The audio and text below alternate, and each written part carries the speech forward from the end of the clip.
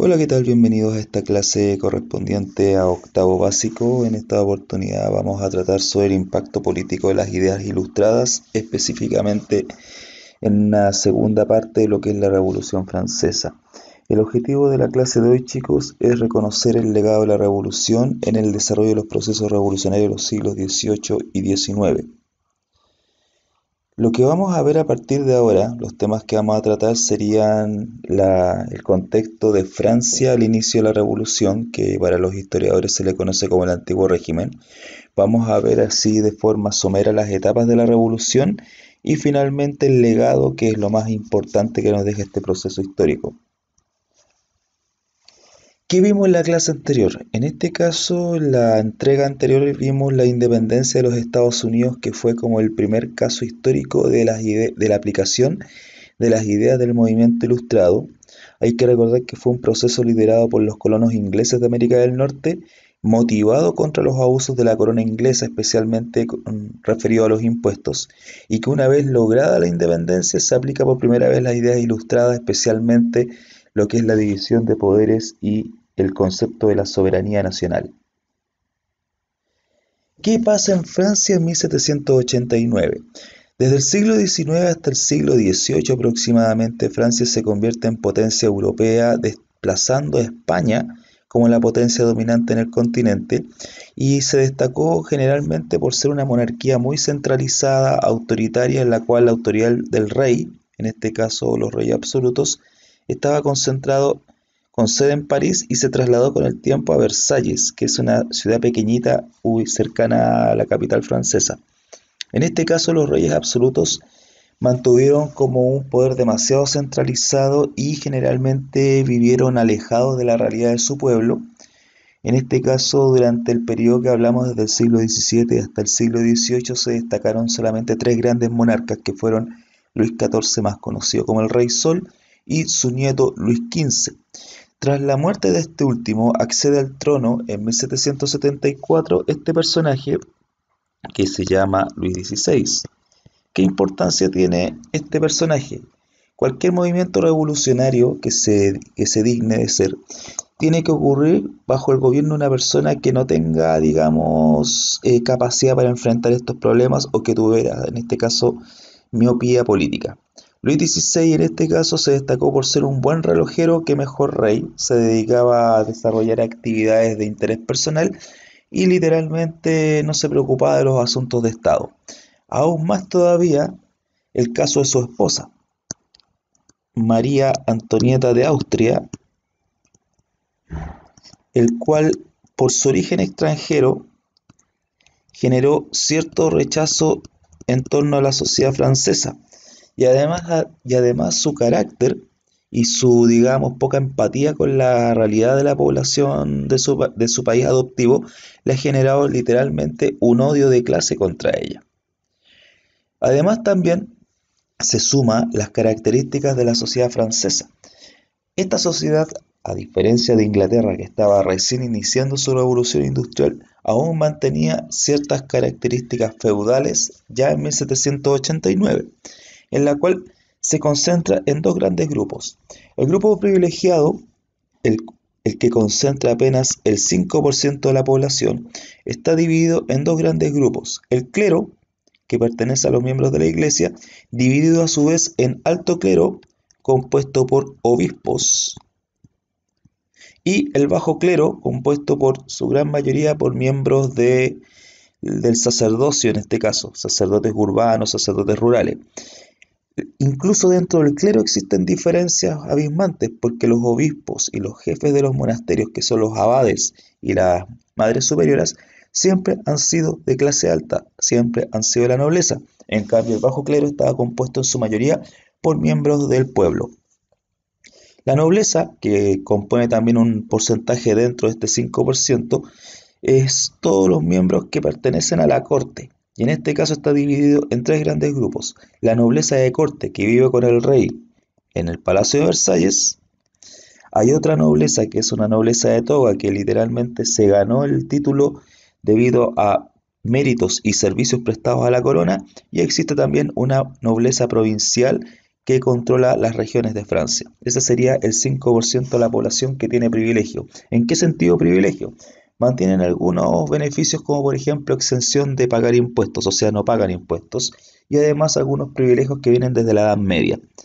El segundo grupo, que abarca el 95% de la población, sería el grupo no privilegiado, compuesto por la burguesía, que ya empezaba a tener una ascendente carrera desde fines de la Edad Media, las clases populares urbanas y los campesinos. Aquí tenemos una imagen icónica de esta realidad en la cual vemos acá el pueblo, sería el grupo no privilegiado, transportando sobre sus hombros a este grupo parasitario que literalmente vivía a expensas de ellos, ya, porque gracias a los impuestos del tercer estado ellos se mantenían. Además también este mismo régimen, el antiguo régimen, empezó a entrar en crisis a finales del siglo XVIII debido a diversos factores, especialmente factores económicos y factores climáticos.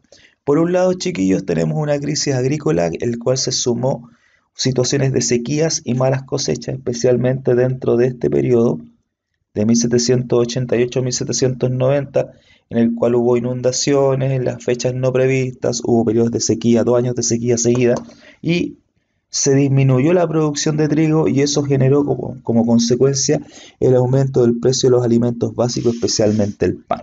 O sea, este fue como el periodo que tuvo una mayor alza. Eso generó crisis de subsistencia y miles de personas en Francia, siendo un país que era considerado aún potencia europea, estaba viviendo situación de hambruna. Además, con todos los impuestos que los grupos no privilegiados le pagaban al sistema, ese dinero se perdía en guerras continuas que lanzaba la monarquía contra sus enemigos y el despilfarro de la misma corte, lo que generó a la larga una quiebra del Estado. Además que el Estado requería más impuestos, pero ya en 1787 el rey Luis XVI intentó convencer a la nobleza y al clero para pagar impuestos y obviamente ellos se negaron. Ahí automáticamente se genera la fractura social entre las clases privilegiadas y las clases no privilegiadas. Finalmente, este último grupo literalmente era el que solventaba los gastos del Estado a través de los impuestos y cada día le siguen incorporando más impuestos. ¿Les suena historia conocida? Eso lo veremos.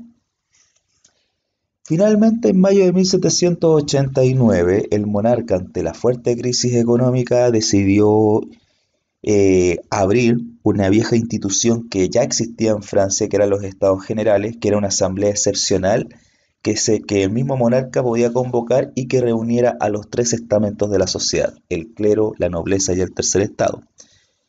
Fue convocada por el rey Luis XVI el 5 de mayo de 1789 y se presentaron los representantes, obviamente llegaron los representantes de los tres estamentos. El clero presentó 270 diputados, la nobleza 291 diputados y el tercer estado, que literalmente los doblaba, con 578 diputados. Todos pensarán, obviamente que el rey por fin entenderá el poderoso voto del tercer estado. Lamentablemente no es tan así, ya que el sistema de votación era muy anacrónico, ya que era un voto por estamento. Por ende, el clero tenía un voto, la nobleza tenía otro voto, los juntabas y siempre ganaba ambos estamentos por 2 votos contra uno que representaba el tercer estado. Por ende, la minoría se imponía sobre la mayoría. Eso molestó a los miembros del tercer estado y lucharon desde el comienzo, desde la inauguración de esta instancia, pelearon por el voto individual.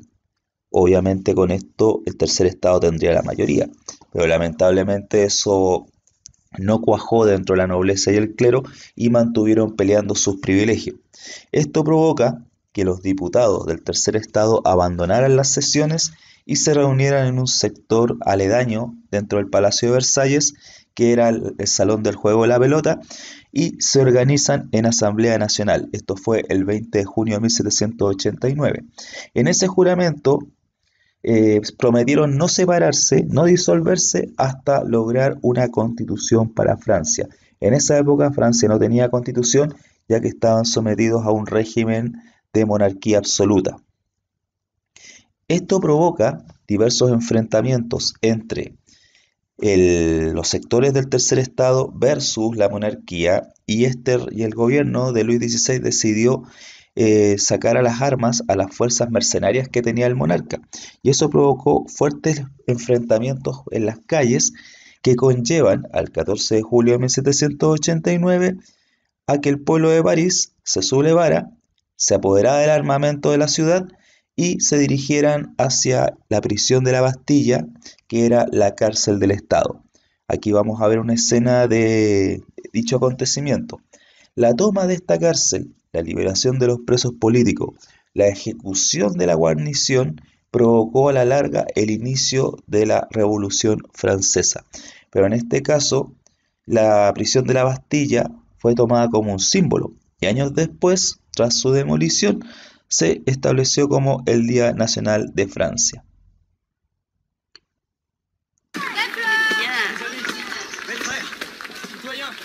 Citoyens! Citoyens! J'arrive de Versailles. Le roi a renvoyé Necker. Citoyens, c'est le signe. C'est le signe d'une Saint-Barthélemy pour les patriotes. Ce soir même, les bataillons suisses et allemands sortiront du champ de Mars pour nous égorger. À bas la cour! Nous n'avons qu'une seule ressource. Les armes! Aux armes! Aux armes! Tout Paris doit prendre les armes!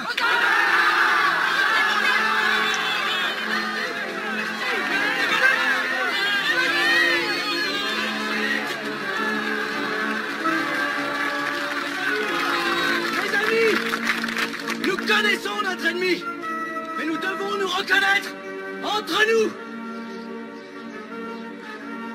Que tous ceux qui veulent se battre avec fierté, comme un défi, mettent cette cocarde verte, couleur de l'espérance. Ce sera notre symbole, ce sera notre uniforme, notre victoire.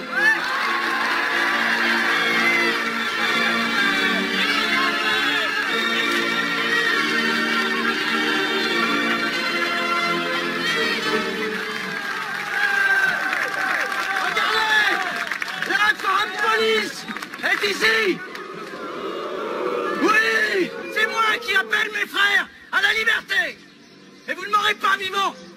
Et je saurai mourir glorieusement plutôt que de voir la France demeurer esclave!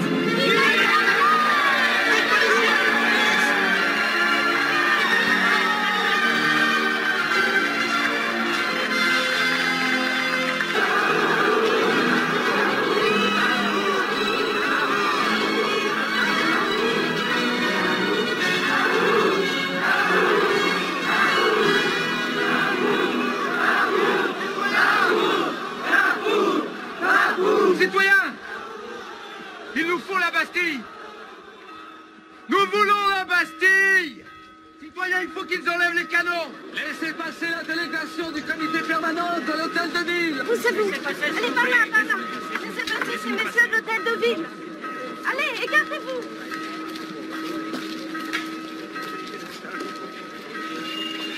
Faites-leur enlever les canons.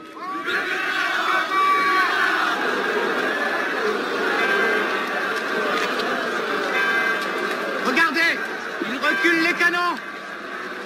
C'est pour les charger. Ils vont tirer. Il faut prévenir le district.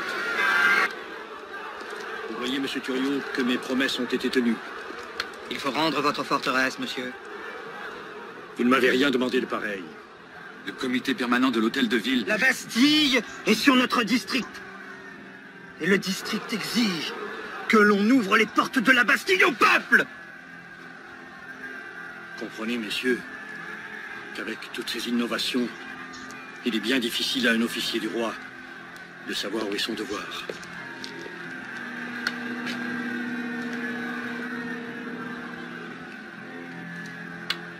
Ouvrir les portes au peuple, il n'en est pas question.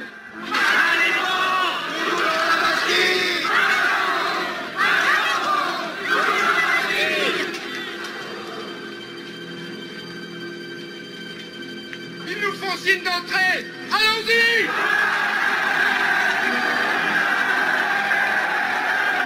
Ils ont rien compris. Ils avancent au lieu de foutre le camp.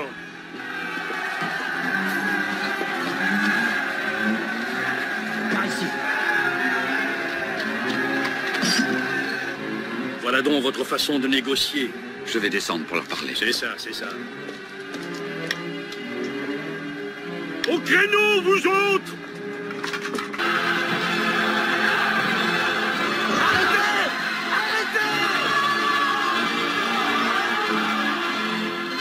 On n'a plus de chance. Feu, partir!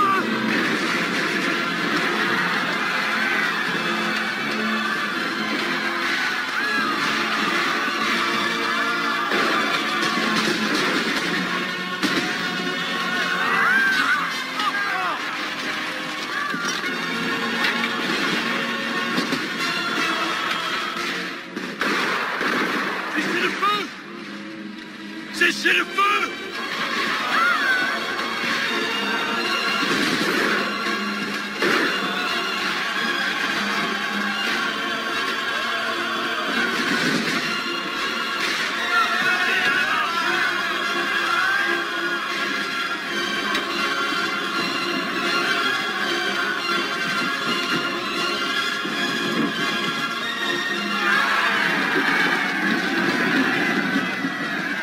Que faites-vous?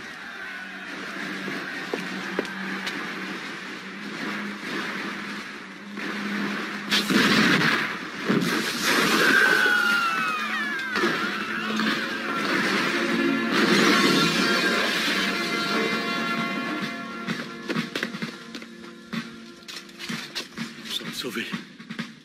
Vive le roi!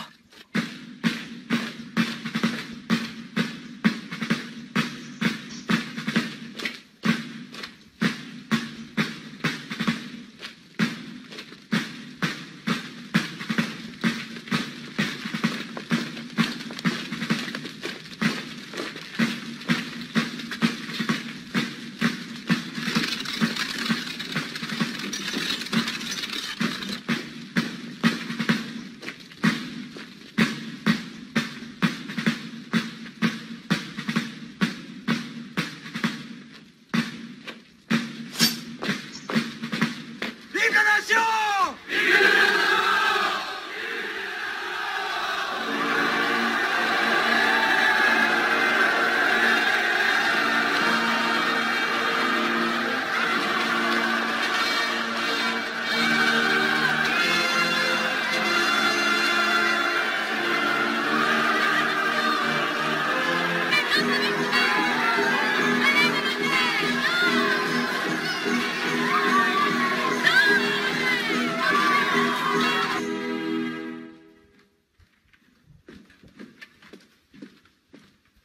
Sire.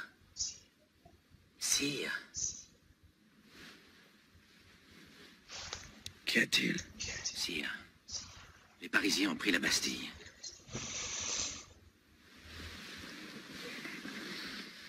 Pris la Bastille? Pourquoi? C'est une révolte. Non, sire. C'est une révolution.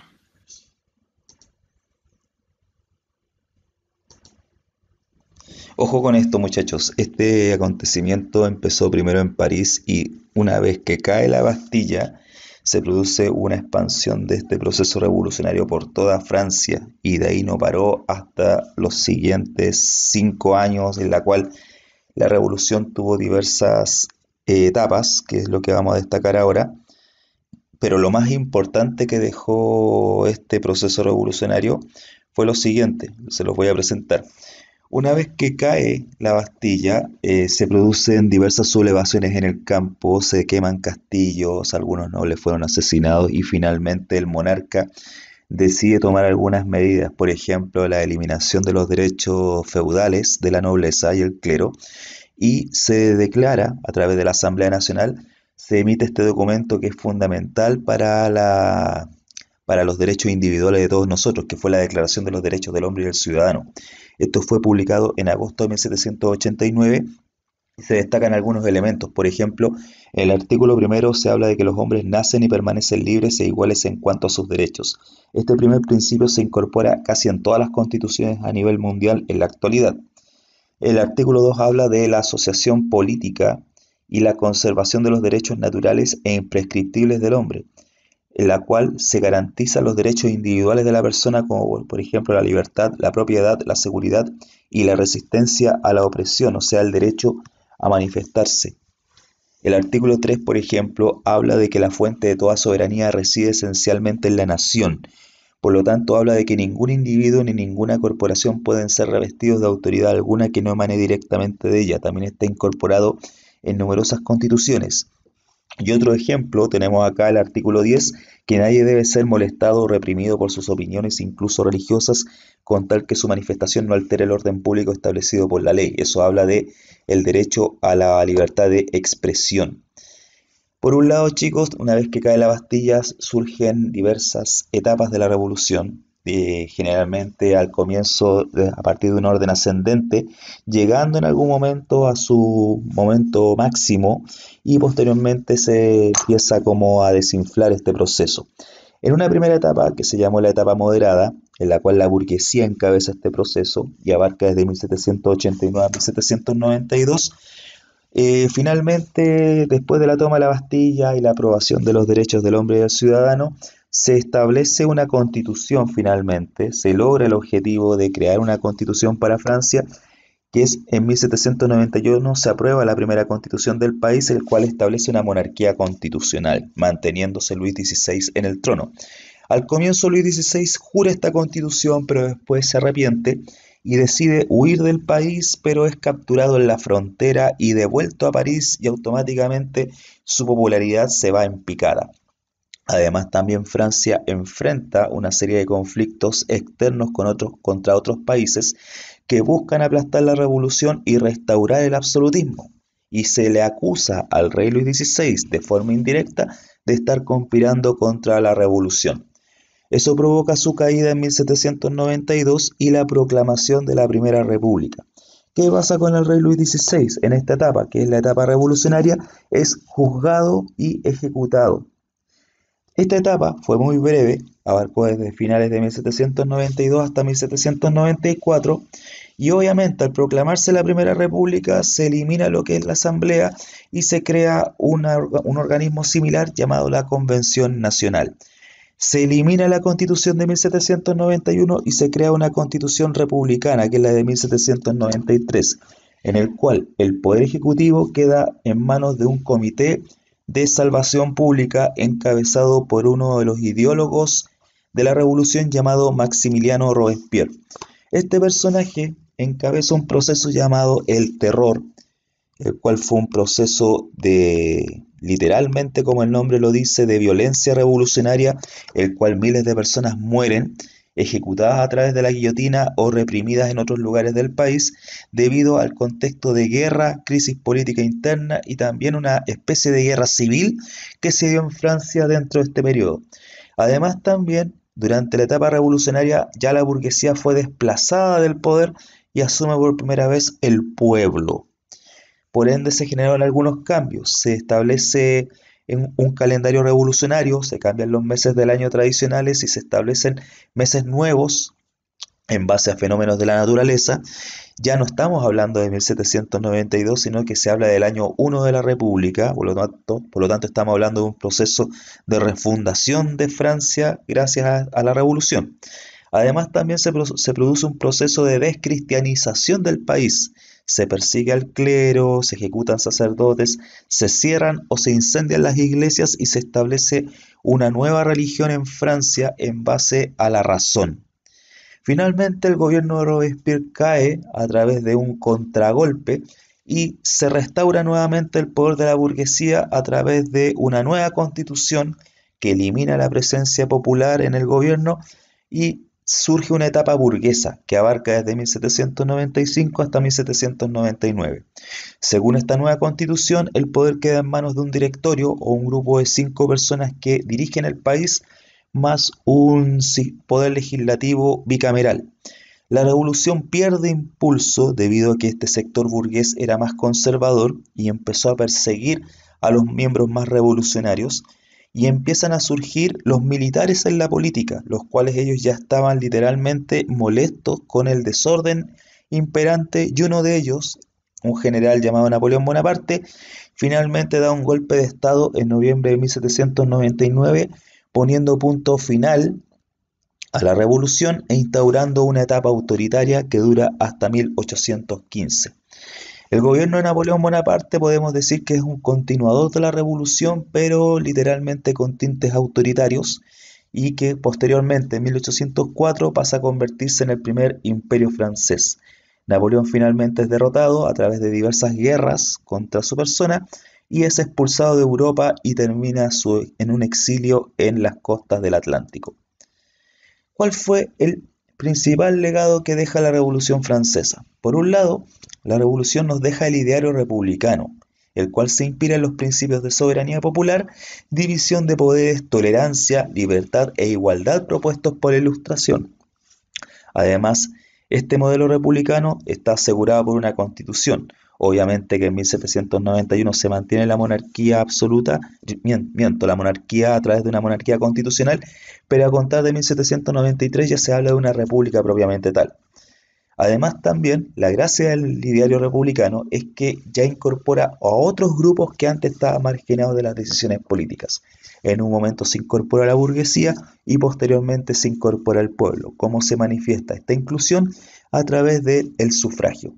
En un momento el sufragio censitario, o sea, un sector de la población cumpliendo ciertas condiciones podía votar, y posteriormente al establecerse el sufragio universal establece un sufragio más amplio, se amplía la cantidad de votantes. Otro legado que nos deja la Revolución Francesa son los derechos individuales, a través de la Declaración de los Derechos del Hombre y del Ciudadano en 1789, y al año siguiente Olympe de Gouges declara los derechos de la mujer y de la ciudadana. Años después, ya en 1948, ambas declaraciones se fusionan y toman otros elementos y se consolidan a través de la Declaración Universal de los Derechos Humanos, el cual establece que son universales, obligatorios, inalienables, indivisibles, irrenunciables e imprescriptibles. Por lo tanto, todos estos derechos garantizados por la Revolución Francesa pasan a ser valores fundamentales de nuestra sociedad actual. A modo de conclusión, la Revolución Francesa se produce a través de una crisis financiera y agrícola que afectaba principalmente a los grupos no privilegiados de la sociedad.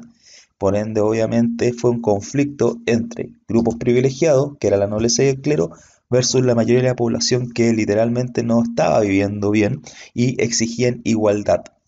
A partir de 1789, el régimen monárquico de Luis XVI llega a su fin, comienza una revolución que intentaría dar a Francia un gobierno que siguiera los ideales ilustrados.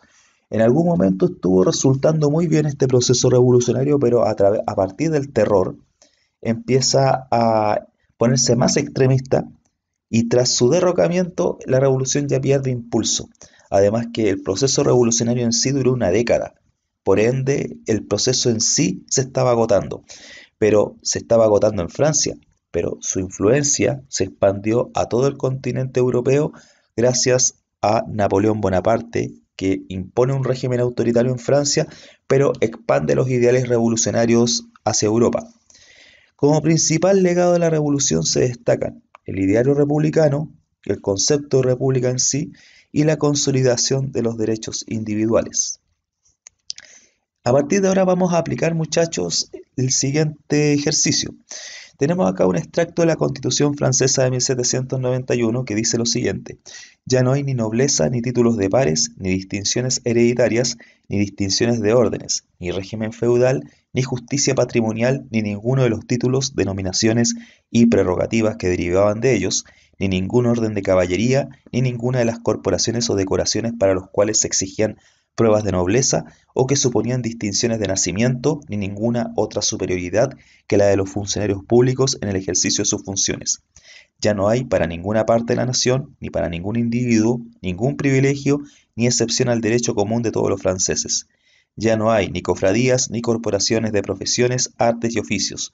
Ya no se reconoce ningún otro compromiso que fuese contrario a los derechos naturales o a la Constitución. La pregunta es la siguiente.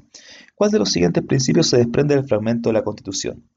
Tenemos la soberanía popular, la igualdad ante la ley, el sufragio universal o la división de los poderes públicos. En este sentido, el texto en sí, aquí no habla ni de soberanía popular, ni de sufragio universal, ni de división de poderes. Habla generalmente del concepto de la igualdad ante la ley, porque aquí habla en este caso de que no existe ni nobleza, ni títulos, ni distinciones de ningún tipo, tanto ni del régimen feudal, ni patrimonial, ni otro tipo de prerrogativas. Por lo tanto, aquí ya estamos hablando de que todos son iguales de acuerdo a esta Constitución.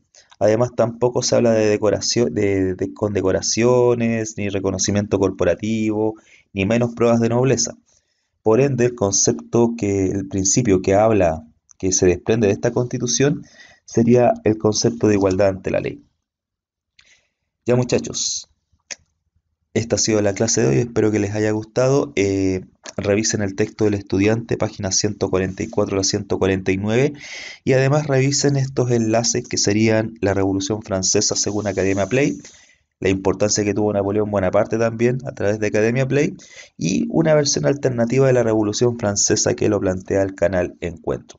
Yo por mi parte los voy a dejar, nos veremos en otra oportunidad. Chao.